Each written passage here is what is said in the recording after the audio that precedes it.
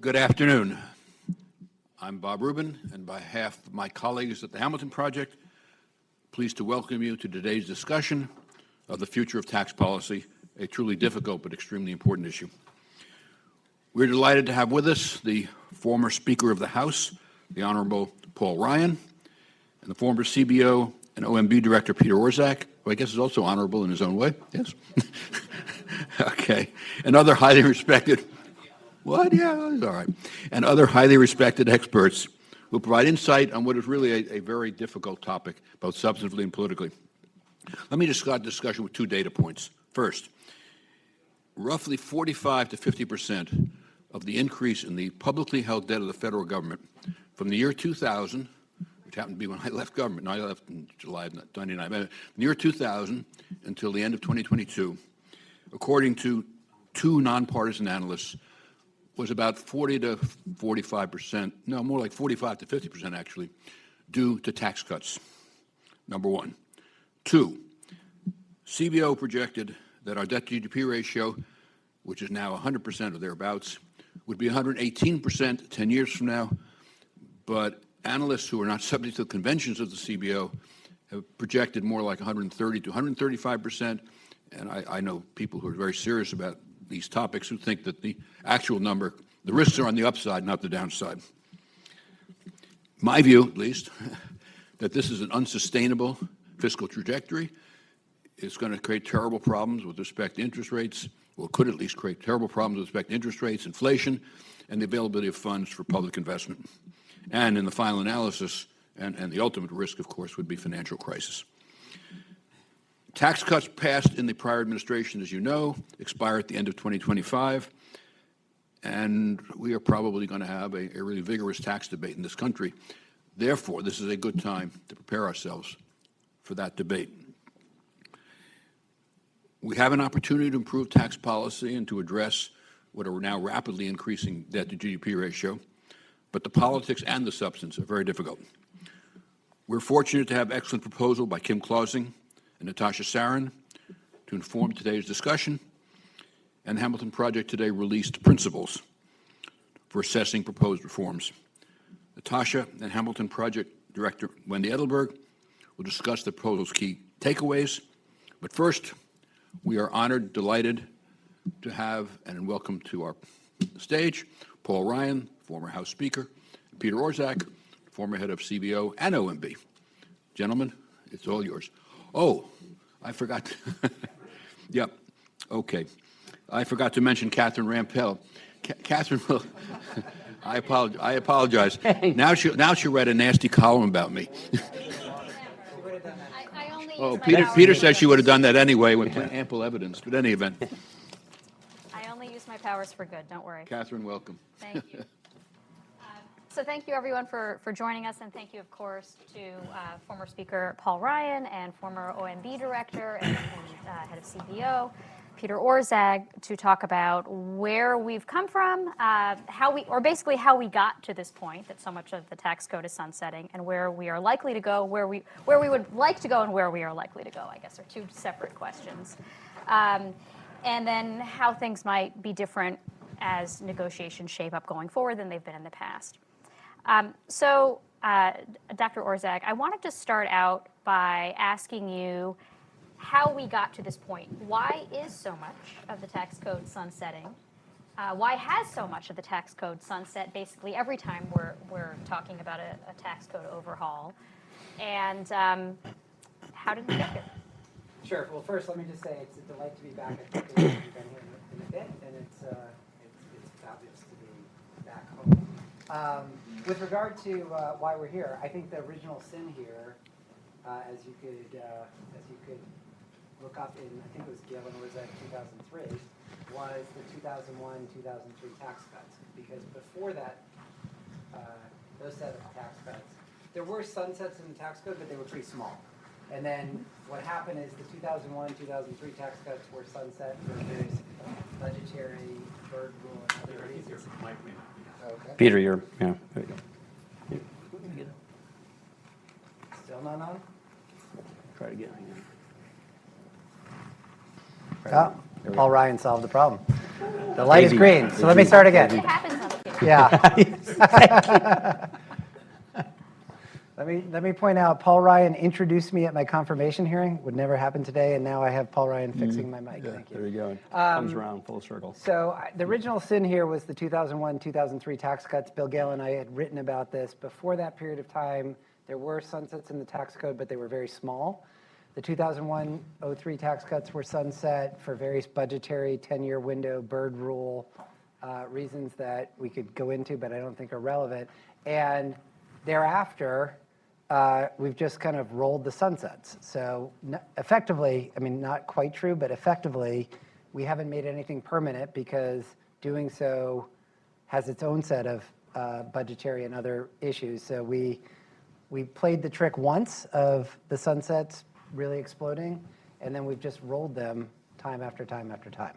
And what do we know about the effects of that impermanence or uncertainty on the objectives that are named for these various tax changes? I think in general, the evidence suggests that having more certainty is better. I would say, I think especially, most, quote, middle-class people, which is defined to include 99% of the population, assume that most of the tax cuts that are in place today will be perpetuated. So I'm not entirely sure that there's a massive amount of behavioral response to the uncertainty that's created from the sunsets, because most people correctly assume that for the bulk of the tax cuts will be propagated because both political parties are in favor of that.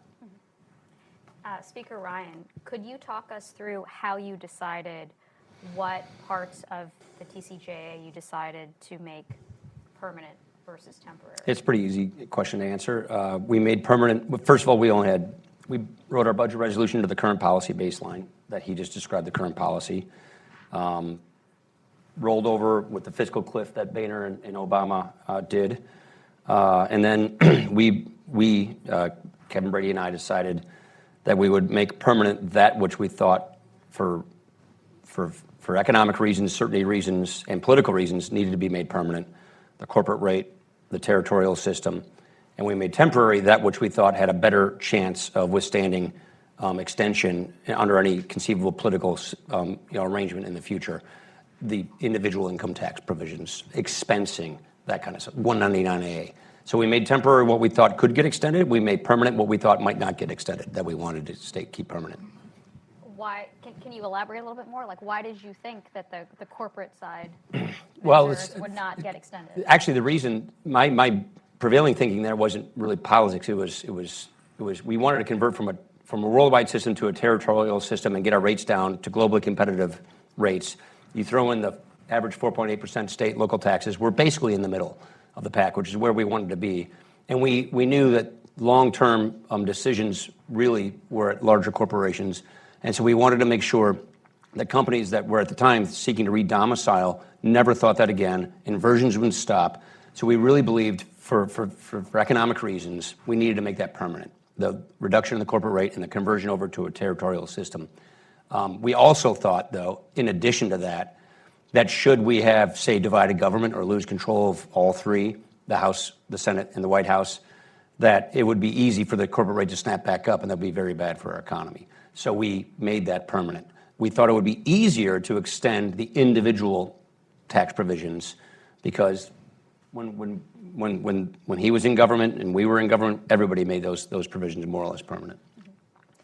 I realized I was supposed to instruct the audience that I think you got note cards of some kind. If you have questions, they'll be collected, I believe, throughout and brought up to me. Catherine, can I make one really Go for quick it. point on the corporate provisions in the 2017 Act? As was recently pointed out to me, but I had not been paying attention, so if anyone else has not been paying attention, you should. It's not just the legislative piece of this, but the Moore versus United States case that's before the Supreme Court, which has to do with one of the provisions in that 2017 law, is a really big deal for some core principles behind not just the corporate income tax, but the income tax writ large. So this is more than just the sunset that is in play. Yeah, as a person who drafted that, the goal was to finance a conversion from one system to another. And it wasn't to to justify a wealth tax. And if they, my friends at the Mercatus Center, their heart's in the right place. I think they're misfiring on this one. I mean, a lot of the tax code would be unconstitutional if that thing prevailed. You know, subpart F. I can just go on and on and on. So I think it's a misguided challenge, in my opinion. And the point of that was just a temporary conversion from worldwide to a territorial system. And the budget windows you work with, those are the kinds of things you have to do. I'm not for a wealth tax, but I think if you use this as the argument to spike a wealth tax, you're going to basically get rid of, I don't know, a third of the tax code. So I think be careful what you ask for. Actually, that case, Moore, was on my list of things to ask you about. No, we covered it. Sorry. Good job. No, that's fine. I'm curious if you were thinking about the risk of litigation like this when you were writing the law. No. Okay. Not on this particular one, no. Because it is a No, we from the camp draft on, I want to go back like 2 chairs before me. We looked at this. We probably tested this idea for a good 6 years before we put it into law about financing the conversion over to a territorial system and the one-time exchange. And we figured out how to tax, you tax liquid money one rate, you tax illiquid money another rate, and we have a 10-year window to do it in. We tested that idea, I want to say, a good 6 years before we put it into place. Okay. So, Dr. Orszag, we've been talking about how the political division within the control of the houses of Congress and the presidency might affect some of these negotiations going forward. When I asked you earlier about sunsetting and why things were sunset, it's partly because they always were passed along party lines, right? That you kind of needed a very narrow vote to get through. Use reconciliation. Yes, to use reconciliation. Yeah. I'm curious, if we have divided government, 2025, how do you think that affects negotiations over reforming the tax code? It obviously makes it more difficult, and it's not just divided government. We've always had divided government, but it's a much more polarized environment. I mentioned earlier that Paul Ryan introduced me at my confirmation hearing. I just don't think any Republican member of Congress would introduce a Democratic cabinet nominee, period, today. It's rare then. It would be non-existent today. So it's just much more complicated. Now, that having been said, there are large swaths of agreement, the quote middle class, tax cuts being, a big part of that. So I think it just takes the other components and makes it much more challenging to get an agreement, which means inertia will be a little bit more dominant, which means the current law baseline that we normally or at least a lot of people don't pay much attention to, probably matters more because the default with nothing happening is current law, not current policy. Yeah, I think it'll look like what Biden, Obama, and Boehner did, the fiscal cliff. It'll look just like that, which is going to be I think we'll keep expensing. That's pretty hard to argue against expensing. I think that's a pretty easy argument to make. 199A, we're gonna bring the pass-throughs up to 44.6% when the C corps are staying at 21. I don't think that's going to happen. I think we'll keep 199A, and then it will be something like the fiscal cliff deal with Obama in 2014, 15, which is the top rate probably goes back to 39.6, and everything else stays the same because the Biden promise is middle-income taxpayers are 400 grand or less. Let's throw Biden inflation on there. Let's make it 450. 450,000 and Couldn't below. help yourself, huh? I just had to get it out of there, and there you have it. So I bet that's what it looks like. Let's just say we're going to have divided government. My guess is we are. That's probably what it'll look like. So the question is, are there reform things on the table? I don't know. I think it'll look like I just said. So what I'm hearing from what you're saying is that divided government means less revenue, not more. Well, divided government means if they have 60 votes, then they can do whatever they want. They're not going to have 60 votes. If we had 60 votes, we're going to do whatever we want. Let's just say we win everything and we have to reconcile. You can reconcile for 10 years the current code. So I think the difference here is going from 37 to 39.6 on the top rate. And that's probably about it. I don't know. There's going to be a big salt fight. No, I know. That's what you want an honest answer. That's what I think the political tea leaves read. I would get rid of all of SALT. Now, we kept it at 10,000 because that's where the votes were. We wanted 0, it's 10,000, that's going away. That pays for a lot. I would do the CTC with that personally, but we can get into that argument in a minute. But I think you're going to have base broadening debates. You'll have a CTC debate, which has some bipartisan veneer to it, and then you got to have pay-fors for that stuff. But as far as the current policy baseline is concerned, it's going to look like this with maybe, because we'll have divided government, the top rate probably slipping like it did in the fiscal cliff. The way I would frame the divided government thing is at the margin, it makes revenue increases that are embedded in current law more likely. And at the margin, it makes new stuff, carbon price or whatever your favorite revenue raiser, less likely. Yeah. Because anything that requires action is just harder. Well, but you said earlier, I think you said earlier, that Democrats have also agreed not to raise taxes on the bottom 95% of the population. Right, but that has been raising taxes has been interpreted as not allowing. I understand, but I'm just saying. That's so for the bulk of the tax cuts that are embodied currently, those will be propagated. But for example, Paul's point about the top marginal rate. My point about the divided government is if instead of it being sunset, you wanted to go out and affirmatively raise the top rate, that's not going to happen. So it's only because it's embedded in the sunset current law that it's, in my opinion, likely to happen. Yeah, he's exactly right. Dr. Orszag, what do you make of the fact that essentially both parties have ruled out tax increases on the bottom, whatever, 95% of the population, or if we're raising the threshold to 450,000? Well, that's also, I think, it goes way back because, President Clinton running for office in the early 90s said, I won't raise middle-class taxes, and that was defined, I think at the time, as $200,000. It meant 98% of the population was, or 99, whatever. So we've defined the middle class as being almost everybody and said we're not going to raise taxes on the middle class. So that means, a lot of the potential revenue increases are ruled out. That's interesting. I mean, my interpretation of what... No, I'm kidding. My interpretation of why that threshold has been rising to 400,000 or maybe going up is partly about the changing demographics of the Democratic Party, that it's increasingly highly, college-educated, higher income voters. Blue states. But you think... Well, part of it's inflation, because back to Paul's previous point, the thresholds just get into it. Mm-hmm. Part of it is, if you've already carved out 98% of the population, why not go to 99? Mm-hmm. And part of it may be, demographics. Yeah, I mean, blue states, you have firefighters making, good six-figure salaries. Not where I come from, but, in New Jersey or places like that, so yeah. So I asked Dr. Orszag a question about the significance of Democrats also capitulating on not raising taxes on the middle class, meaning almost everyone. Speaker Ryan, I'm curious, both parties also seem to have come to an agreement on a more anti-corporate stance in recent years. It used to be, I think, correct me if I'm wrong, that Democrats were more likely to position themselves in opposition to corporate America, however defined. Republicans had a warmer relationship that has been changing in recent years. How do you think that affects the contours of any debate? I think that's fair to say, but I think that debate probably plays itself out in other policies than tax policy.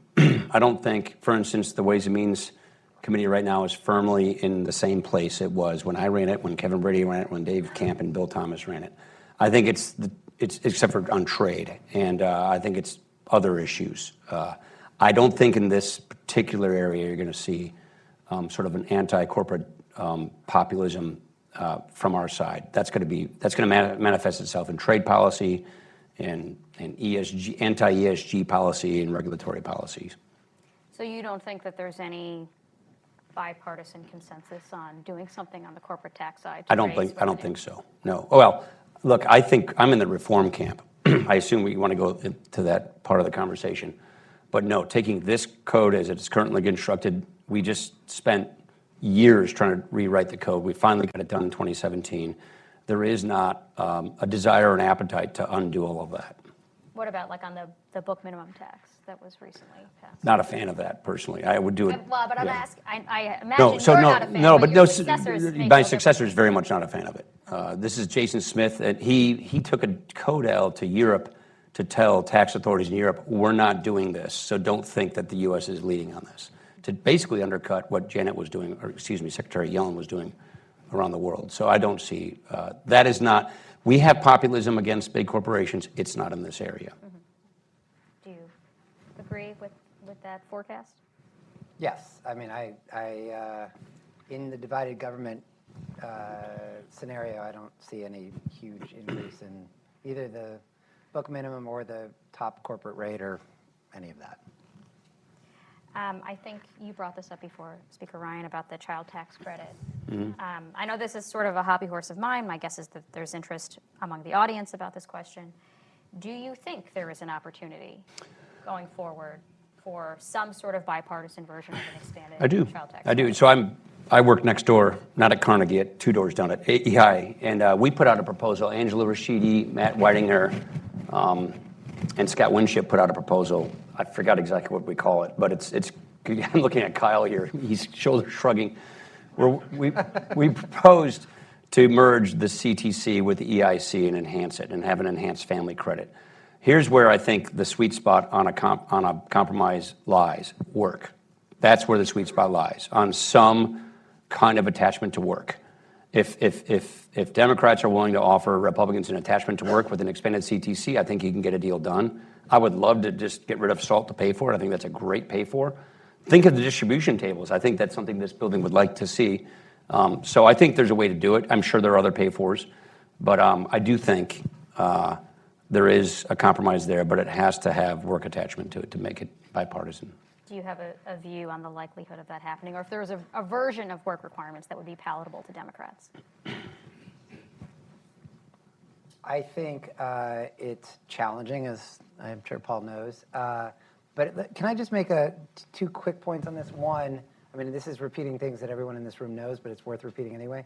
I mean, the opportunity to reduce child poverty by 30% by reverting back to the version of the child tax credit that had been in place is a huge opportunity that should not be taken lightly, point one. And point two is there is a big opportunity to reform the tax code more broadly that has to do with any provision of the tax code that's aimed at some sort of externality. So whether it's the mortgage interest deduction or anything where you're trying to use the tax code to encourage something that you think is good for America, none of that should be in the form of a deduction or exclusion. It should all be in the form of a flat rate credit.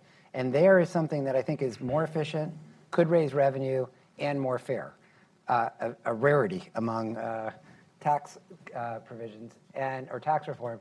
And the reason that it is more efficient is unless you think that the size of the social externality or the social benefit that you're generating is higher for high-income people than for low and middle-income people, it doesn't make it any sense to tie the per dollar subsidy to the marginal tax rate, which is what happens when you have a deduction exclusion.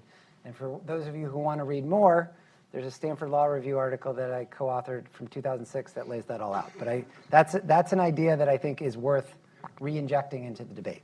I actually remember reading that. The great thing about being out of Congress is, I don't have to pass things. Right.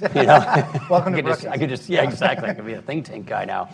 I agree with a lot of that, actually. I think the most insidious exclusion is the healthcare exclusion. We're subsidizing the wrong people. We're subsidizing the employer sponsorship of healthcare, the person with the highest income tax bracket, and we're subsidizing the people who need it the most, the least, in the lowest income tax bracket. It makes no sense whatsoever to me.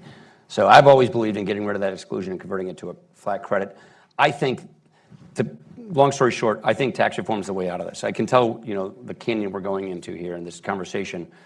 The way out of this box canyon is tax reform, and I personally think. Kyle and I at AEI have our own idea what a good tax reform system looks like. My point is, I think you can get a higher revenue line without sacrificing economic growth, but you're not going to get the kind of distribution tables that I think this building wants.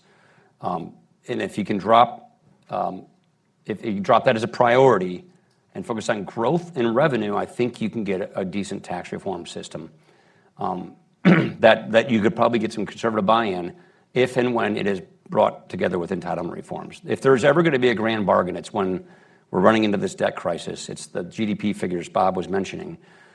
This probably has to be a commission. I remember one of the best persons I ever knew in my public life from this building, Alice Rivlin. She and I authored a few of these provisions back in the Bull Simpson days. I think there are things like that that you can do that are on the spending side on entitlements that, when combined with tax reform, can get you a higher revenue line as a percent of GDP without sacrificing growth and enhancing international competitiveness. So I think that's better fertile ground than playing the baseline game, the political game, the middle class game. This discussion we just had, that's how it's going to end. Just with the way we said it. But if you kind of raise your gaze and expand the problem to a bigger reform agenda, I think that's just better time spent for political people to spend their time on that. A question from the audience that sort of dovetails into that is there bipartisan consensus on any revenue raisers? I don't think so. No. I mean, there was extenders, customs user fees, there are a lot of extenders, and that's something we, Ways and Means does on an annual basis, on a bipartisan basis, but that's just extending current law. So I can't think of anything. Any new thing? Okay. Another question. Not raising taxes is obviously politically popular, but what could change that? Social Security Trust Fund, some political measure of the deficit, markets. I would add, on the markets point, the 10-year is now at 4.5%. Like, it seems like that should, in theory, put more pressure on Congress to do something. But what factors do you think could change the dynamic? I think those are the sorts of things. I mean, look, democracies tend to deal with crises, not with gradual long-term problems. And so it requires some sort of forcing from something, whether it's I'll call it a somewhat artificial, but, trust fund exhaustion type of forcing event, or financial market pressure. Yeah, in my mind, it's if you can get on the spending side as well. So expanding the problem to dealing with the entitlement issue, in that context, I think you can get revenue raisers. Ken Conrad and I we cut the deal on the Bull Simpson Social Security provision. And I knew it was very important to him that revenues be a part of the mix. So we allowed some payroll tax increases in there, I think to the 90th percentile or something like that. And we did a few other things. We had a new bend point factor, and did some, means testing on the way we went to, I think, Bob Posen's indexing plan. And we did age adjustment for the age. We just reflected the longevity tables on age, on Social Security. But we put a payroll tax increase in there. There was a bargain. We agreed with that. And that's the kind of context where I think you get this. You're not going to get our side, in my opinion, to say, we're signing up for all these revenue increases, and then down the road we'll deal with the spending side of it. I think you can get our side to sign up for revenue increases along the likes of what I just mentioned through reform, with concurrent entitlement program reforms that get your debt under control. So one more basic question that maybe I should have started with is, what do we mean when we say reform? Like, what are the actual goals? I know you've talked before about targeting growth. We have a paper later today, I believe, maybe right after this session, showing that previous attempts at reform, overhaul, whatever vernacular you want to use, have not had much of an effect on growth, but they have had big effects on revenues, incentives, distributional consequences. Why not target those kinds of things, which it seems like in the past we have inadvertently done anyway? Yeah, in my mind, so I'm a fan of what Kyle and Alex did over at AEI, and we helped build this together. I think we should convert to a destination-based cash flow tax. I think you can get to a higher revenue line without sacrificing growth there. And frankly, I'm not a fan of the IRA. I think it was bad policy. I'm not a big fan of industrial policy like that. I would just do a carbon tax, just do a border adjustable carbon tax on top. It's very concurrent. It works well with a destination-based cash flow tax, and you can get higher revenues for that. And I think that's better policy. It's better carbon policy. It's better trade policy. It's better tax policy than the kind of mercantilist path we're going down. And so I think that's a better way to get a higher revenue line, address some social goods that you want to address. Inside of that, you can have the CTC thing like we just discussed with the EIC. That to me is a better place to be. But you have to do that, in my mind, along with, it doesn't have to be in the same bill, but along with the kind of entitlement reforms that help bend that curve to dodge this debt bullet. Otherwise, you're taking the one and only chance at getting higher revenues and frittering it away if you don't get the spending line under control. Two points really quickly.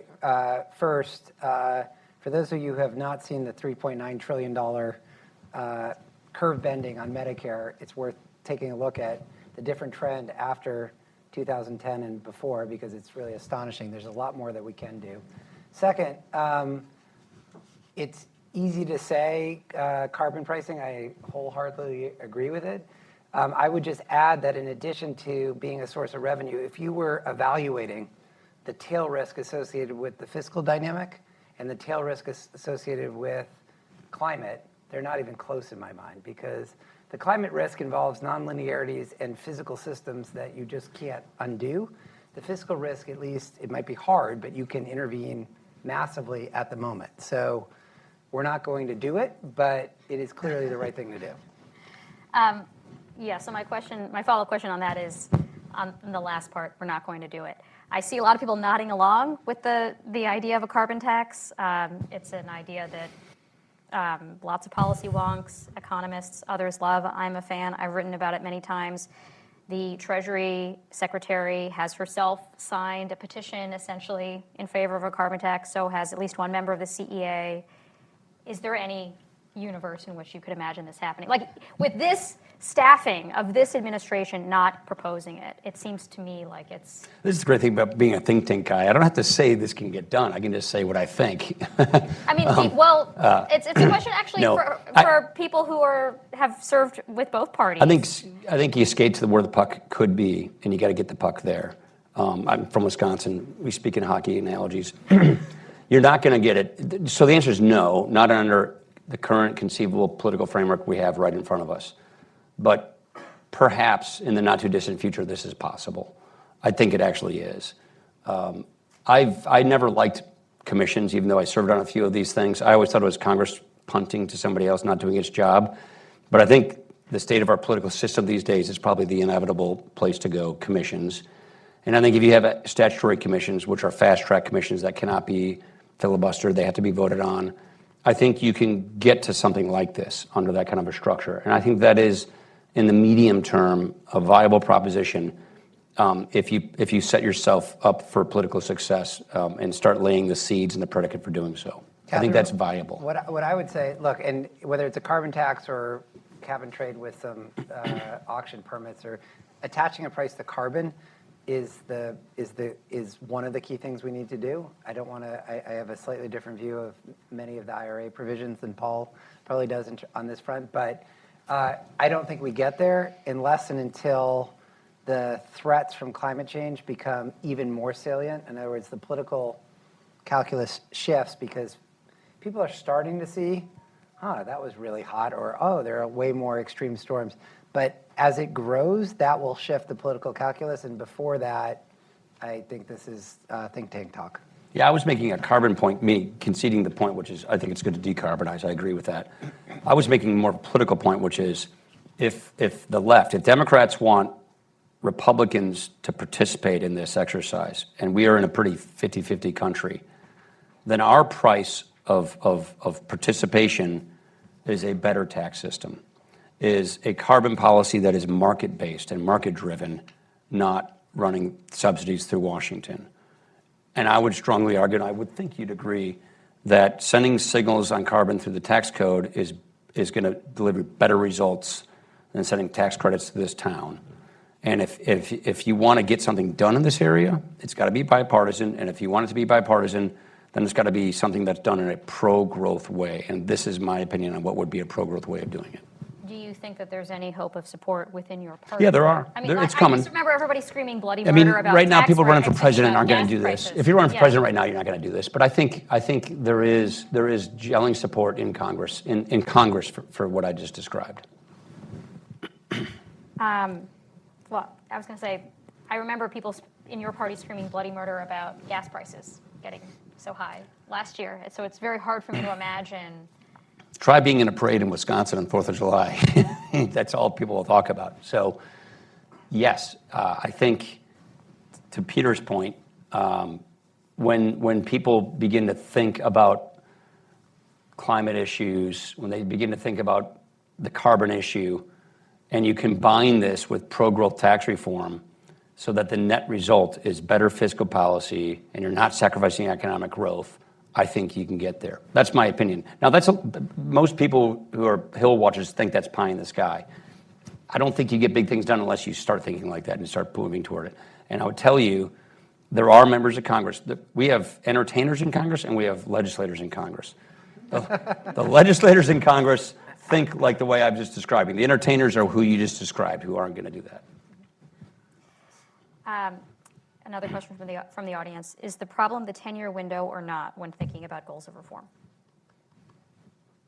I think the 10-year window contributed to the sunset issue, but I don't actually think it's fundamentally the impediment to. What's the alternative? Right. And what's the alternative? I mean, you could have a Sure. 20-year 5-year window window, yeah. or no? Should 1986 be the model for individual income tax reform? I think, like I said, I don't know who you're asking. I think you can get a higher line. I think you can get a higher revenue line without sacrificing growth. Again, I'll just go back to my earlier answer. But what I would not want to do is give up all that revenue without getting some control of your entitlements under control. But I do believe you can get a. I like to think we can have a better tax system than the one we have today without hurting GDP growth. Frankly, I'm very worried about it. Look, CBO is telling us we're going to grow at 1.3% for the next 30 years. That's mostly a labor point, but so I'd like to do some things that can get that line up. And what I don't want to do is grab tax policy that's going to lower that line. So if we can get tax reform, entitlement reform, and immigration reform, that combination could be a pretty damn good thing for growth for this country. We have terrible politics that prevent that from happening right now, but all three of those issues are going to break. That's the way I've seen it. My 25 years on the Hill, 20 as a member, 5 as a staffer, tell me issues break, and they seem intractable until that happens, and these issues are going to break. I don't know exactly when, but they're going to break. Not in the medium term. I think they're going to break. And when I mean break, is they're going to get to such a point that we just have to do something about it. And that does happen. I think that's going to happen in immigration. I think it's definitely going to happen on entitlements because of the trust funds. And I think it can happen on tax reform and on carbon. I think we are about at time for this panel, but Dr. Orszag, I just wanted to give you the last word on either on Speaker Ryan's point or anything else that you anticipate breaking or being fixed. Look, as they say, the Overton window shifts, and this will change. I think the work of the Hamilton Project, Brookings, AEI, is to prepare for that moment. It's not right now, but it's good that you're having sessions like this so that we're prepared for when that window shifts. Actually, I was told we can do one more question, Okay. so I'm scrambling just to prioritize.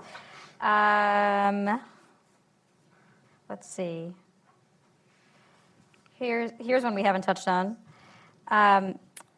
Do you agree, either of you, both of you, that the retirement deferral should also be turned into a flat credit? Say it again. That retirement deferral should be turned into a flat credit. Retirement deferral. Well, there are lots of different retirement deferrals. Yeah. There's the deferred credit under Social Security. There are a whole bunch of different provisions. Let me actually mention one thing, though, on this that I was speaking with Ben Harris about earlier, which is I think there is a large agenda for how, as arguably morbidity improves along with life expectancy, at least for part of the population, to encourage longer work lives. And there are a whole variety of things that we could do. If we're not really going to do all the immigration stuff that people in this building and elsewhere often talk about.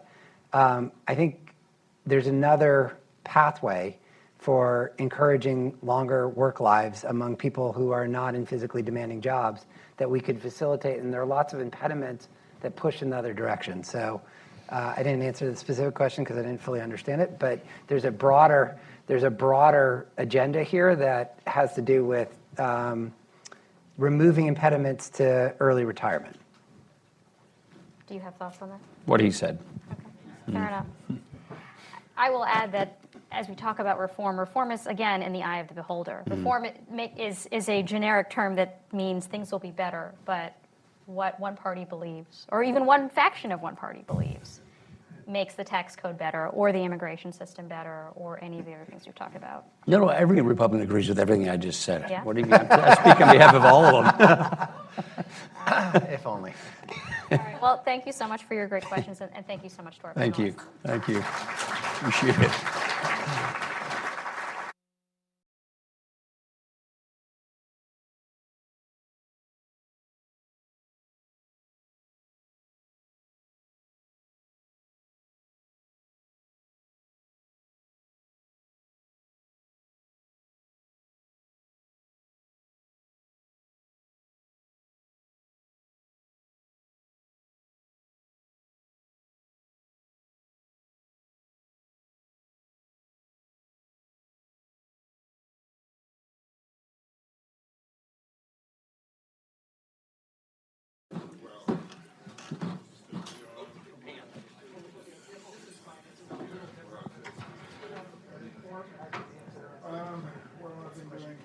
All right, we are going to roll right into our next panel. But before we do that, first let me say thank you to Catherine for moderating a really excellent discussion between Peter Orszag and Paul Ryan. And I am particularly excited to be talking to Natasha Sarin, who was one of the co-authors of the Hamilton Project proposal with Kim Clausing,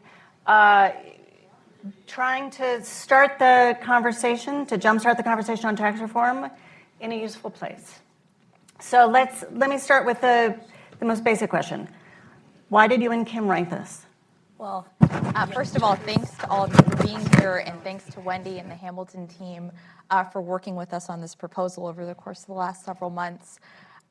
Kim and I, this has been a bit of a labor of love over the course of this year, and we came to this paper having both spent the first 2 years of the Biden administration working at the Treasury Department, where we had the opportunity to be part of tax policy conversations that were immensely exciting, because tax reform happened while we were in the Biden administration, and there were a lot of successes, many of which were tax related. So one that is near and dear to my heart, we came up with a way to provide a long stream of mandatory funding to the IRS to meaningfully improve taxpayer service, but also to invest in high-end taxpayer compliance. But we didn't just improve on dimensions of tax administration, of course. We also came up with new tax revenue from things like a new tax on stock buybacks. So a lot was done, and it struck us that there were real successes, but it also struck us that there was a lot left to do. And that's kind of the origin story for this paper. And why we think it's especially exciting to be writing this paper now is, as the last panel was having the conversation, 2025 is going to be a giant moment for tax reform, in that the tax code is going to change, and members of both parties have already committed to reopening the code to extend at least some portion of the expiring provisions of the Tax Cuts and Jobs Act. And what that means is we have a real opportunity to think seriously about other reforms that can help address large and rising deficits and also meet really important spending needs. And so the tack that we take in this paper is we kind of pick a number. The number, there's no magic to the number. We pick $3.5 trillion of revenue raisers, net revenue raisers, and we present a pathway to potentially get there, a menu of reform options that we think policymakers should seriously consider. Of course, we would be thrilled to see a subset of these reforms enacted. We would be thrilled to see even more ambition than what we put in the paper. But I think as a starting point, and I was optimistic hearing Speaker Ryan and Dr. Orszag in the last panel. As a starting point, I think policymakers should commit to at least paying for whatever it is that they choose to do. But given the fiscal needs that this country faces, ambitions should be much, much loftier. And we kind of outline a pathway to get there.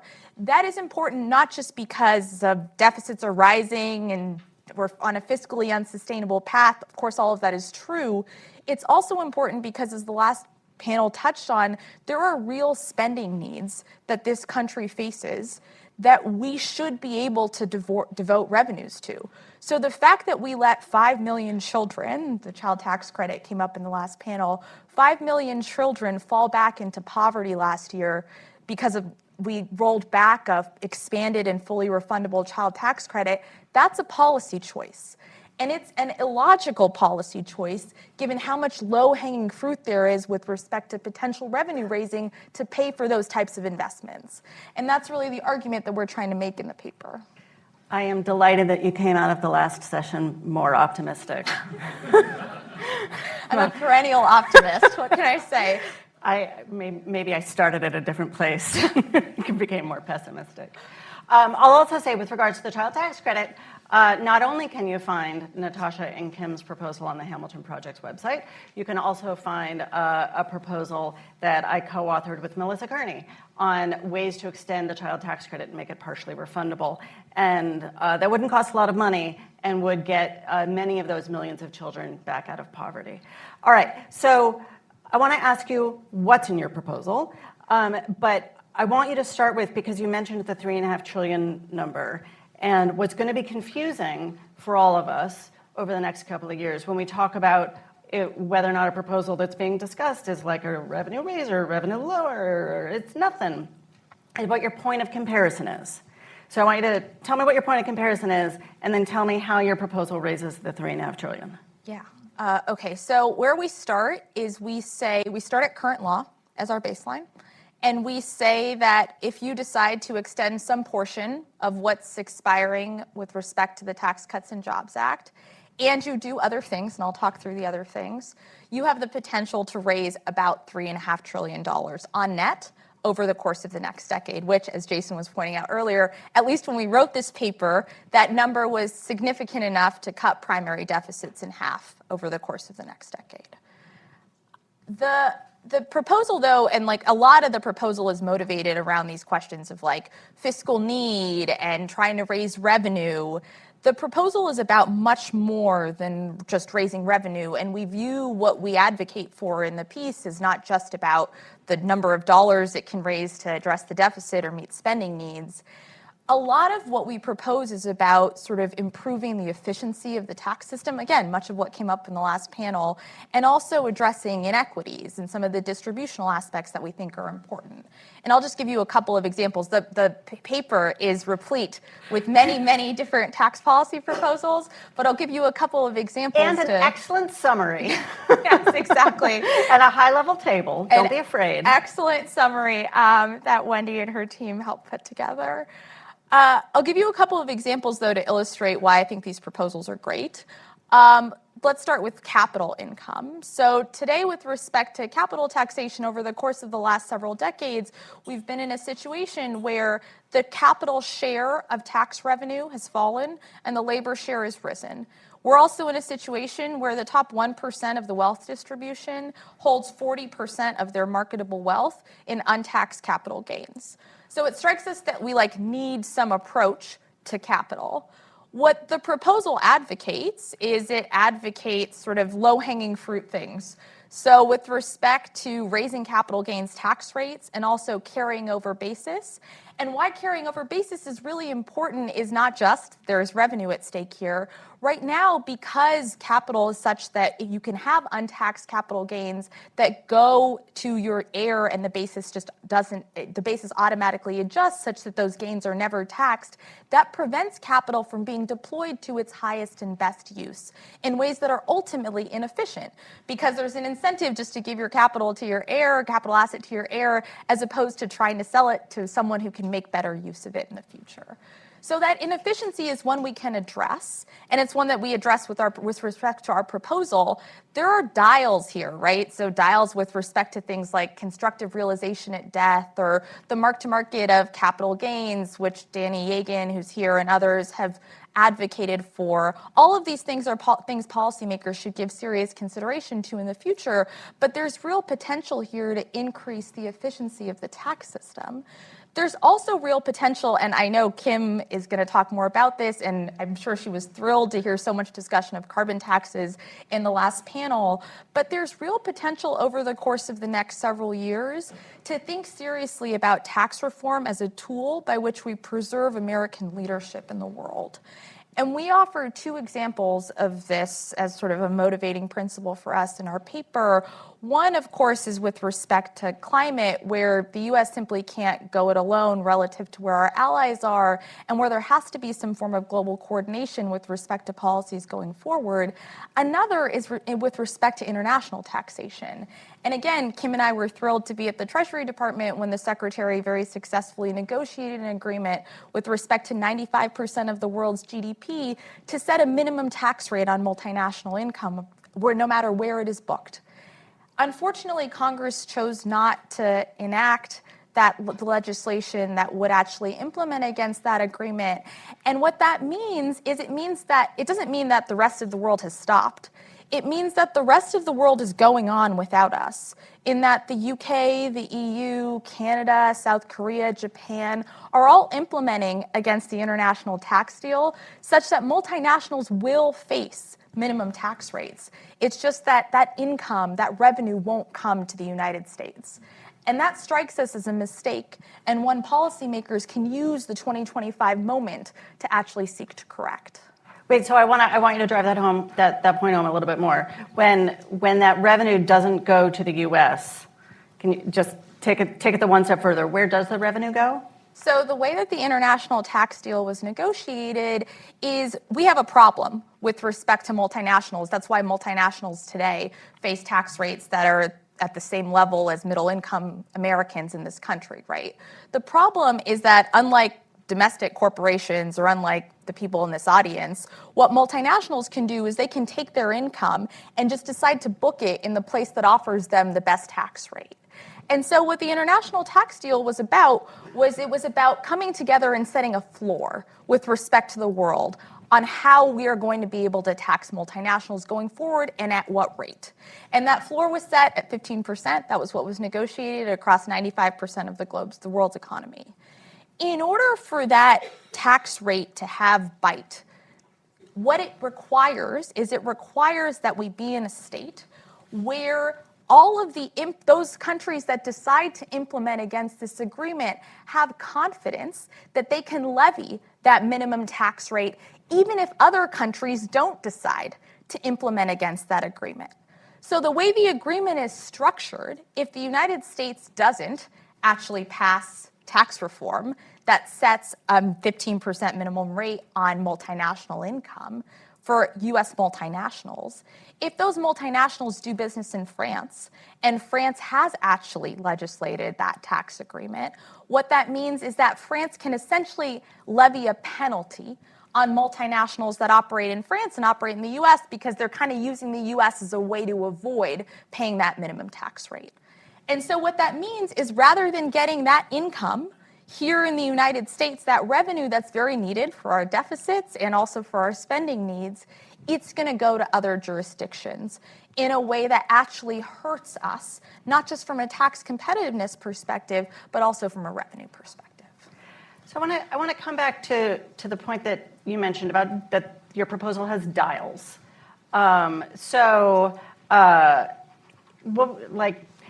think the presence of the dials suggests to me that you and Kim aren't saying it's everything or nothing. So how do you, when people take your tax reform proposal and run with it, how do you want them to think about the dials? Yeah, so to be clear, what we think of ourselves as operating in this paper is kind of a menu of options.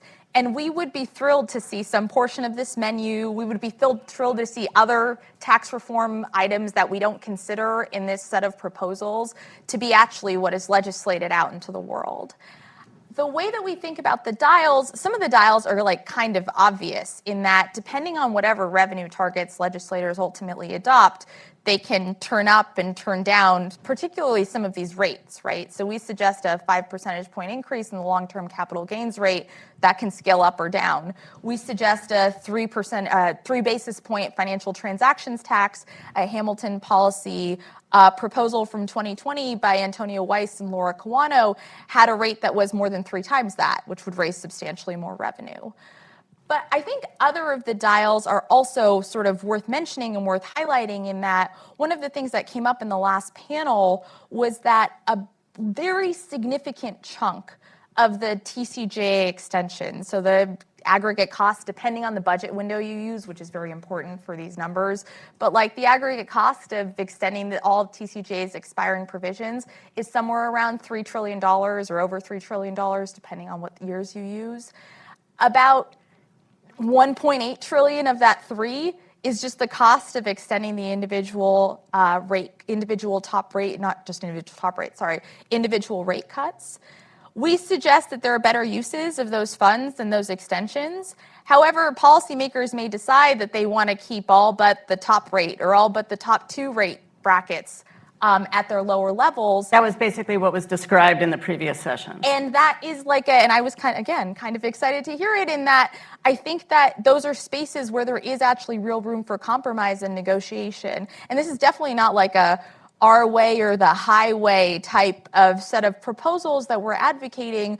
What we are kind of hoping to do, and it also came up in the last session, is expand the Overton window and expand the appetite with respect to what are real revenue numbers that we can hopefully aspire to. And again, maybe I'm overly optimistic, but I think that's true not just in a world of unified government, but also in a world of divided government. So I think you have a friend in the audience who's written one of these questions, which I have to ask. How do you hold the line on IRS funding? What a question. And I should say, by the way, that as we were talking about inefficiencies in the tax code, I refrained, but now this question has given me the opportunity to talk about what I think is like an extremely deep inefficiency, right? Because we don't just have a tax system that disproportionately taxes certain types of income. We have a tax system that actually fails to collect certain tax revenues from certain streams of income just because of the way that income accumulates.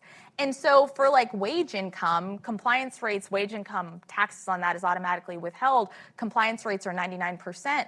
For things like proprietorship income that are opaque to the IRS, they have no way to verify whether or not you're accurately filing your tax returns. Compliance rates are under 50%. And so there obviously is significant revenue here in that the IRS today is failing to collect 3% of GDP on an annualized basis. For reference, Kim and I's entire menu of proposals is raising about 1.5% of GDP. They're failing to collect 3% of GDP on an annualized basis. There is a ton of revenue here. That is why the investment that was made in the IRA in the IRS is so incredibly important. It is an investment that is already starting to pay off for taxpayers who are seeing an IRS that can finally answer the phone. And next filing season, we'll see an IRS that's going to be able to help them prepare their tax returns, decreasing the time and also the expense that they pay every year to fulfill their civic duty. And you have an IRS that has the resources to invest in high-end compliance, which we know has incredibly high returns. A recent paper by Ben Sprung-Kaiser and Will Boning and Nathan Hendren suggests that the returns on those types of activities are more than 12 to 1. So like that seems great that we did that. The reason why this is in our proposal is because there's a lot of low-hanging fruit with respect to the IRS as well, in part because what's happened since the Inflation Reduction Act was passed is that the IRS has seen a substantial portion of those new mandatory funds depleted by the fact that as part of the debt ceiling negotiation, about half of the enforcement money was rescinded. How do we hold the line? I think we hold the line by making two arguments, both of which I think are quite straightforward to make. The first argument is that as a matter of addressing deficits and providing revenue for new spending, it is hard to find a better policy than collect the taxes that are already owed. So if you believe nothing else, if you believe no other tax increases should be legislated, you have to believe that we should be doing a better job on collecting what is owed. The second way I think we hold the line, and why I've been really sort of heartened to see what the IRS has done over the course of the last year since I left government, is I think we hold the line by showing what good government actually means for the American people. And this is not just all the stuff on high-end tax enforcement. It is actually like an IRS that functions, like one that picks up the phones and one that can help people with tax preparation, no matter which, and I wish Speaker Ryan was here to make this point for me, but both sides of the aisle, the number one call you get if you're a member of Congress from your constituents is where is my tax refund? Why isn't the IRS picking up the phone? Having an IRS that's able to do that and investing in that is popular. And being able to show the American people that this kind of IRS is actually being able to deliver for them, I actually think is a winning message. Great. So I have 30 more seconds, so I'm going to take a moderator's prerogative to ask you an unanswerable question. Okay. Or a question that can't be answered in 30 seconds. So it's a question that relates to the essay that Ben Harris and I just put out on thinking about what the framework is, what the framework should be for successful tax reform, for debating it. And we compare how tax reform has done in actuality with regards to affecting the long-term level of GDP relative to theoretical tax reform.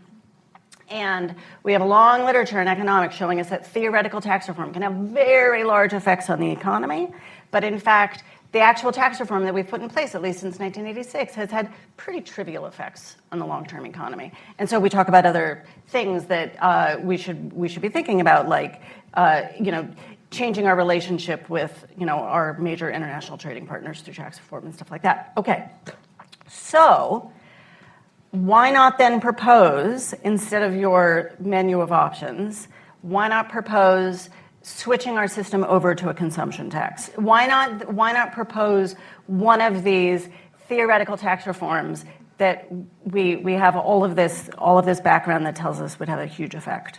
So Kim and I are far from the political prognosticators in this room, but there are many.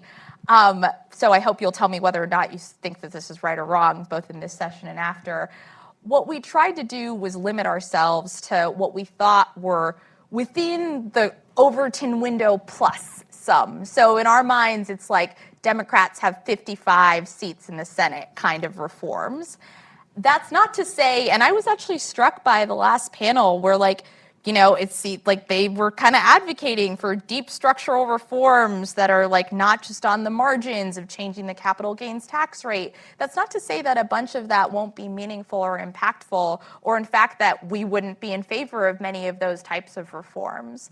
I will say one thing that struck me since you gave me the chance about your piece with Ben is one of my takeaways from the piece actually was that I don't know that GDP is the singular most important variable for some of what Democrats want to accomplish.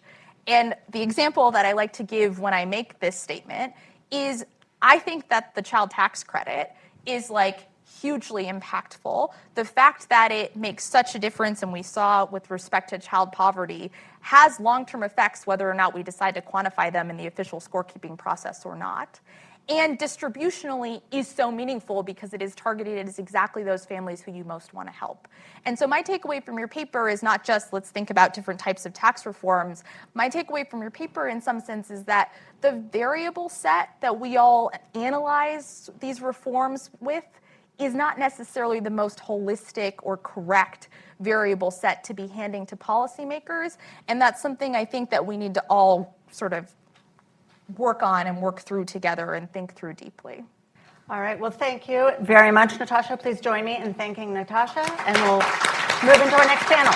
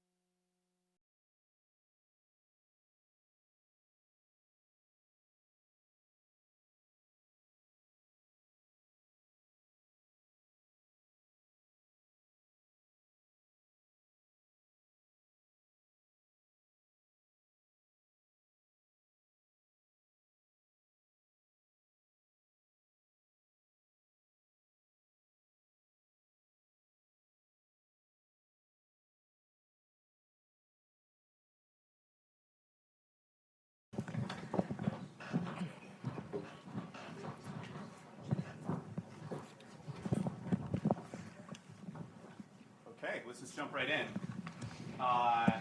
We have a terrific panel here today. My name is Ben Harris. I'm the Vice President and Director of Economic Studies here at Brookings. We have Kim Clausing. Kim holds the Eric Zolt Chair in Tax Law and Policy at the UCLA School of Law.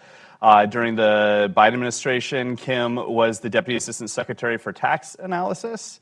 We also have Kyle Pomerleau. Kyle is a senior fellow at the American Enterprise Institute, where he studies federal tax policy.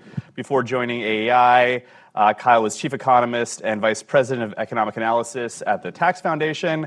And we have Nirupama Rao. Nirupama is the Sanford Robertson Assistant Professor of Business Administration at the Ross School of Business at the University of Michigan. And she was also formerly with the Council of Economic Advisors, where she was a senior economist. Just a quick reminder that we have staff who are collecting questions, should you want to submit one. And so we'll take a few minutes to, well, I'll ask questions, and then we'll turn it over to the audience. So Kim, let's just start with big picture. This is similar to the question that Wendy asked Natasha, but slightly different. So when you guys wrote this paper, what were the sort of the guiding principles, before you got down into the details, what was the big picture guiding principles that you wanted to achieve with this proposal? Thanks so much, Ben, and thanks to Brookings for hosting and to Hamilton for all of the work that went into this event and to the production of our paper.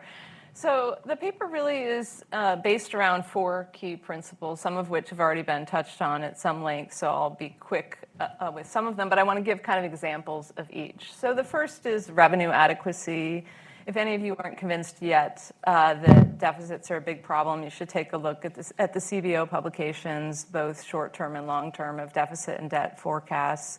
But right now, we're in a period of rising interest rates, demographic pressures, and assumptions that may or may not prove too optimistic regarding the path of future law.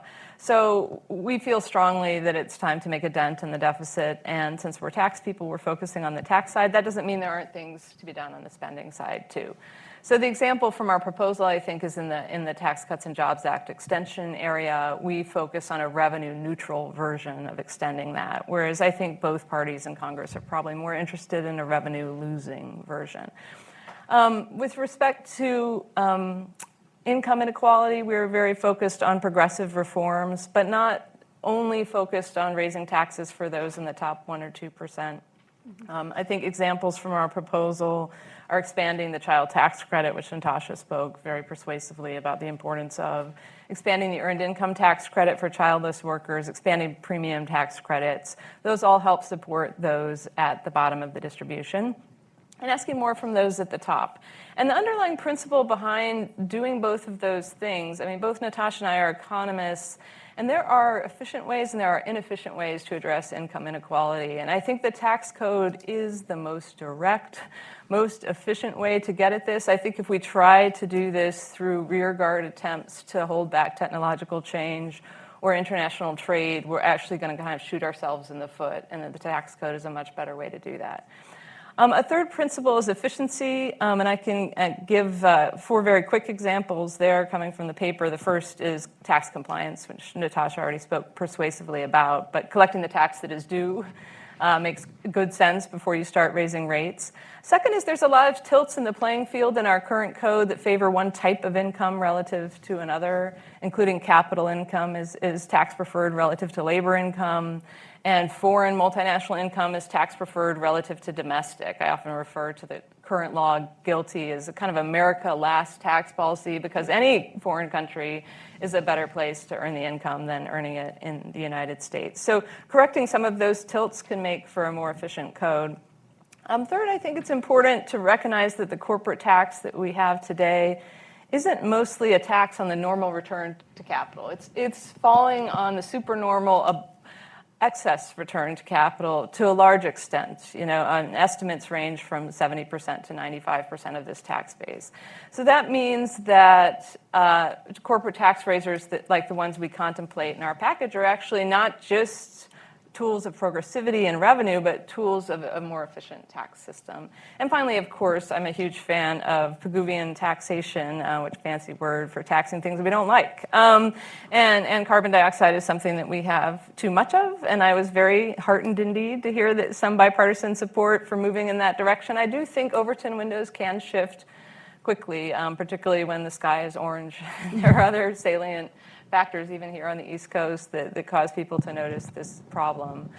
So I view that as very efficient. And then the final principle that I really am most excited about, in part because of the work that I've done in these two areas, is using the tax code as an opportunity to really address global collective action problems.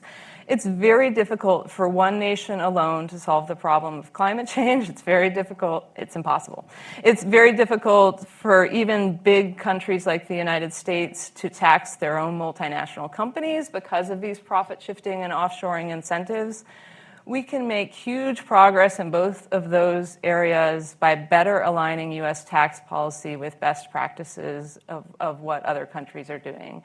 So in the case of international tax, I think there's both a revenue positive way, but there's also ways to compromise with Republicans on this. But to align the U.S. system with what all of these other countries are already adopting, and to use that as an opportunity to, collect more from this pretty efficient tax base. And I think the international tax agreement would create ultimately a more certain and stable tax environment for companies at the same time that it lets us tackle this problem of tax competition. But in climate, too, if we look at the United States, we are the only G7 country without a federal carbon pricing regime of some type, and over half of OECD emissions are covered by some sort of carbon pricing regime if you exclude the United States. So we think this is an excellent time to sort of build on some of the emissions reductions that have been achieved or that will be achieved, hopefully, with the Inflation Reduction Act. But also to better align with what's happening in the European Union and the UK and Canada and elsewhere, to use our collective power as large consumer markets to really encourage the entire world to do more emissions reductions through non-discriminatory carbon border adjustment. And that's only possible if we're applying the same cost to our domestic firms through a carbon fee. So I think those are all really important principles, and that's kind of what guided our path forward here. Well, super ambitious and tackling tons of questions and problems. And thank you for that. Okay, so Kyle, can you help us zoom in a bit more? And so specifically, can you compare two states of the world? So one state of the world where we have Kim and Natasha's proposal has been enacted down to the letter by Congress versus another scenario where we have TCJA extended. And so what are the key differences between these two different states? Sure. So first, thanks for inviting me to talk. Also, congratulations on the paper. This stuff is a lot of work. I also think it's very important to put forth ideas to make TCJA extension fiscally sustainable given our challenges. And I also think it's important to highlight that reforming the tax code was not finished in 2017. We still need to do a lot more, and this is the beginning of that conversation.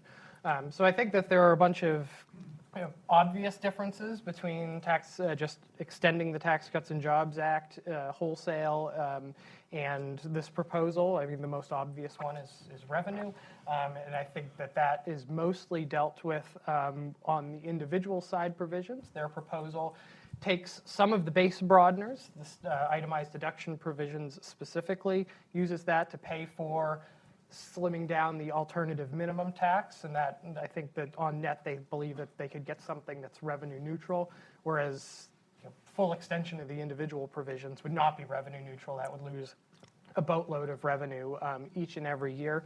But I also want to focus on a couple major categories of issues related to business taxation that I think are different in some ways and the same in some ways. So the first category is the debate or the issue of what should the business tax in the United States be? So in the House GOP put forth their initial proposal in 2016, they argued that the tax code should move from a more traditional income tax base, where capital assets are depreciated over time, businesses get deduction for interest expense, but no deduction for dividends paid to shareholders, to a more consumption-based tax where capital assets are fully expensed immediately, but companies get no deduction for interest expense or dividends. Their argument is that would be more neutral across asset types, more neutral across financing forms, but also it would eliminate the disincentive for new investment under the business tax. Kim and Natasha's proposal kind of head in that direction, but also they don't. So they would get rid of amortization of R&D expenses, but they would also allow bonus depreciation to fully phase out.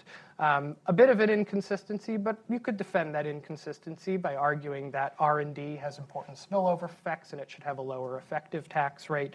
But they also keep the limitation on interest deductibility that was passed as part of the Tax Cuts and Jobs Act as well. Again, you could defend that by saying that that's important protection to the U.S. tax base in the international regime. But it does, combined with the higher rate in their proposal of 28%, does increase distortion somewhat across assets and makes the cost of capital higher. A second difference, or it's the second area where there's some differences and some similarities, is international tax reform. The Tax Cuts and Jobs Act did a lot to sort of improve the competitiveness or improve the tax treatment of multinational corporations in the United States, lowering the statutory tax rate to 21%, going to a quasi-territorial tax system where some foreign profits are either not taxed at all or taxed immediately to get rid of that lockout effect that existed under previous law. Kim's proposals, they could build upon the minimum taxes that were passed as part of the Tax Cuts and Jobs Act. Now, we maybe talk about this. I think that her proposals go a little too far, and actually they would comply with Pillar 2, but I wouldn't say they are Pillar 2. They're quite a bit different in some important ways. And then the last piece is an issue that was brought up by Paul Ryan, which is the issue of entity choice, or how to tax different businesses of different legal forms. This was an important part of the Tax Cuts and Jobs Act. In the United States, there are two significant business forms: traditional C corporations that are taxed under the corporate tax, and what are called pass-through businesses. Pass-through businesses, their income is passed through to their owners and taxed on the individual form. And they're not a small part of the U.S. economy. About 50% of net business income is pass-through business income. And they're a big political constituency and really pressured Congress in terms of what they should do with tax law. Now, I think the GOP erred in how they went about this. I think Section 199 Cap A actually made things less neutral when added to the Tax Cuts and Jobs Act. Now, Kim and Natasha would let that go away. That's great. But on the other hand, they do also increase taxes on the corporate form overall by both raising the statutory rate on corporations and the dividend and capital gains tax rate. I did a little math, and if they had just raised the corporate rate and not touched dividends and capital gains, there'd be roughly rate parity between pass-through businesses and corporations under their plan. With that, I'll stop. It's a long list of stuff, pretty ambitious, but I think we'll get to more of it. Thank you. No, that's a helpful summary. Nirupama, so the expiration of the TCJA will obviously be this massive political issue. Are there aspects of the TCJA that you think that progressives might find appealing? I mean, I remember when the TCJA was being debated and when it was passed, I remember being surprised that there were things in the bill I, as someone left of center, kind of liked. And it was signed into law, of all people, by Donald Trump. So, on one side, there are the hundreds of billions of dollars of tax cuts for very, very high-income people. But alongside that, I felt like the TCJA accomplished some things that, when I was younger, thought we'd never see. Like, I remember being an undergraduate and learning about just how big tax expenditures were in the US, and that the home mortgage interest deduction was number 2. And it didn't do a lot for us in terms of helping people buy their first homes. So any positive externality we think that's associated with home ownership, debatable itself. It wasn't really adding to that. It's incredibly inequitable as a deduction, right? I think Peter Orszag spoke to this earlier. But it benefited millions of middle-class homeowners. And which politician was going to get up and kill that sacred cow?